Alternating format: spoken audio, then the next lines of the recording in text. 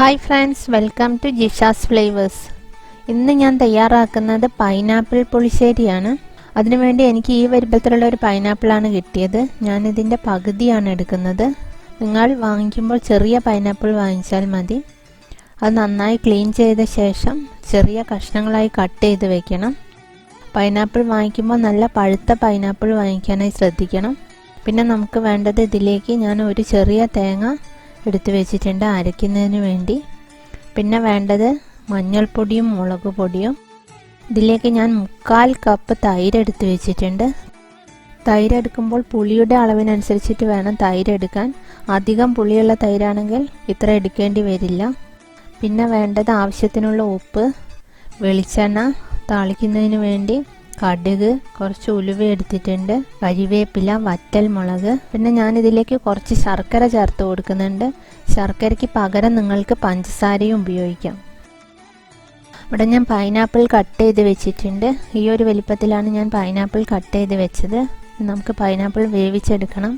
അതിനുവേണ്ടി ഞാൻ ഇതിലേക്ക് 1/2 ടീസ്പൂൺ മഞ്ഞൾപ്പൊടിയും 1 ടീസ്പൂൺ മുളക് പൊടിയും ചേർത്ത് കൊടുത്തിട്ടുണ്ട്.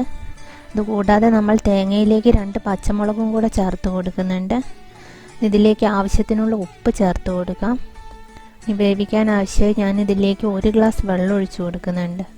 ഇതെല്ലാം കൂടെ ഒന്ന് മിക്സ് ചെയ്ത ശേഷം 6 വിസിലാണ് വന്നിട്ടുള്ളത്. മീഡിയം ഫ്ലെയിമിൽ 6 വിസിൽ. ഓരോ പൈനാപ്പിളിൻ്റെ വേവിലും വ്യത്യാസം ഉണ്ടാവും. അപ്പം നിങ്ങൾ അത് നോക്കിയിട്ട് ചെയ്യണം. ഇനി തേങ്ങ അരച്ചെടുക്കാം. ഞാനിവിടെ ഒരു ചെറിയ തേങ്ങയാണ് എടുത്തിട്ടുള്ളത്. ഇതിലേക്ക് 1/4 ടീസ്പൂൺ ജീരകം, 2 പച്ചമുളക്, കുറച്ച് കരിവേപ്പില എന്നിവ ചേർത്ത ശേഷം അത് നന്നായി അരച്ചെടുക്കാം. ചില സ്ഥലങ്ങളിലേക്ക് വെളുത്തുള്ളി ചേർത്ത് കൊടുക്കുന്നുണ്ട്. ഞാനിവിടെ വെളുത്തുള്ളി ചേർത്ത് കൊടുക്കുന്നില്ല. അപ്പം നിങ്ങൾ എങ്ങനെയാണോ ചെയ്യുന്നത് അതിനനുസരിച്ച് ചെയ്യാം. അപ്പോൾ 6 വിസിൽ വന്നതിന് ശേഷം അതിൻ്റെ സ്റ്റീം എല്ലാം പോയിട്ടുണ്ട്. ഇനി നമുക്ക് കുക്കർ ഓപ്പൺ ചെയ്ത് നോക്കാം. പൈനാപ്പിൾ ഇപ്പം നന്നായി വെന്തിട്ടുണ്ട്. ഇനി നമുക്കിതിലേക്ക് അരച്ചു വെച്ച തേങ്ങ ചേർത്ത് കൊടുക്കാം. തേങ്ങ ചേർത്തതിന് ശേഷം നന്നായി മിക്സ് ചെയ്ത് കൊടുക്കുക. ഇതിലേക്ക് നിങ്ങൾക്ക് ആവശ്യത്തിനുള്ള വെള്ളം ഒഴിച്ചു കൊടുക്കാം. ഉപ്പ് കുറവാണെങ്കിൽ ഈ സമയത്ത് നിങ്ങൾക്ക് ഉപ്പ് ചേർത്ത് കൊടുക്കാം. ഇനി കറി നന്നായി തിളച്ച് വരണം. അതിനുശേഷം നമുക്കിതിലേക്ക് തൈര് ചേർത്ത് കൊടുക്കാം. തൈര് ചേർത്തതിന് ശേഷം പിന്നെ കറി തിളയ്ക്കേണ്ട ആവശ്യമില്ല. ഒന്ന് ചൂടായാൽ മതി. ഇപ്പോൾ കറി തിളച്ച് വരുന്നുണ്ട്. നമുക്കിതിലേക്ക് തൈര് ചേർത്ത് കൊടുക്കാം. ഇവിടെ ഞാൻ 3/4 കപ്പ് തൈരാണ് ചേർത്തിട്ടുള്ളത്. അത് കട്ടയില്ലാതെ നന്നായി കലക്കിയതിന് ശേഷം വേണം ചേർത്ത് കൊടുക്കാൻ. ഇനി കറി ഒന്ന് ചൂടായാൽ മതി, തിളയ്ക്കേണ്ട ആവശ്യമില്ല. അപ്പോൾ കറി നന്നായി ചൂടായിട്ടുണ്ട്. നമുക്ക് സ്റ്റൗ ഓഫ് ചെയ്യാം. ഇതിലേക്ക് കടുക് പൊട്ടിച്ചിടാം. പാൻ ചൂടായതിന് ശേഷം അതിലേക്ക് വെളിച്ചെണ്ണ ഒഴിച്ചു കൊടുക്കാം. അതിനുശേഷം കുറച്ച് ഉലുവയും കടുക് ഇട്ട് കൊടുക്കാം.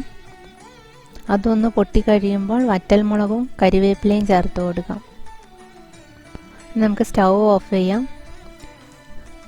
ഇത് പുളിശ്ശേരിയിലേക്ക് ചേർത്ത് കൊടുക്കാം. അതിനുശേഷം ഒന്ന് മിക്സ് ചെയ്ത് കൊടുക്കാം. ഇനി നമുക്കൊരു കുക്കർ ഒരു 2 മിനിറ്റ് നേരം അടച്ചു വയ്ക്കാം. ഇവിടെ ഞാൻ ഒരു മൺചട്ടിയിലേക്കാണിത് സെർവ് ചെയ്യുന്നത്. അതിനുശേഷം നമുക്ക് ഗാർണിഷ് ചെയ്യാം. അപ്പോൾ നമ്മുടെ പൈനാപ്പിൾ പുളിശ്ശേരി ഇവിടെ റെഡി ആയിട്ടുണ്ട്. ഞാൻ ഇതിലേക്ക് ഇപ്പോഴാണ് ശർക്കര ചേർത്ത് കൊടുത്തത്. നേരത്തെ ചേർത്ത് കൊടുക്കാൻ മറന്നുപോയതാണ്. അപ്പോൾ നിങ്ങൾ സ്റ്റൗവിലായിരിക്കുമ്പോൾ തന്നെ ശർക്കരയോ പഞ്ചസാരയോ ഏതാണോ നിങ്ങൾക്ക് താല്പര്യം അതിട്ട് കൊടുക്കാം. അതിനുശേഷം വേണം സെർവിങ് ബൗളിലേക്ക് മാറ്റാൻ. സെയിം റെസിപ്പി തന്നെ നിങ്ങൾക്ക് മാങ്ങ വെച്ചിട്ടും ചെയ്യാം. നല്ല പഴുത്ത മാങ്ങ വെച്ചിട്ട് ഇതേ റെസിപ്പി തന്നെ നിങ്ങൾക്ക് പൈനാപ്പിളിന് പകരം ചെയ്തെടുക്കാം. അപ്പോൾ അതെല്ലാവരും ഒന്ന് ട്രൈ ചെയ്ത് നോക്കണം. വീഡിയോസ് ഇഷ്ടപ്പെട്ടാൽ ലൈക്ക് ചെയ്യാനും ഷെയർ ചെയ്യാനും മറക്കരുത്. ഇനി മറ്റൊരു റെസിപ്പിയുമായി അടുത്ത വീഡിയോയിൽ കാണാം. Thank you.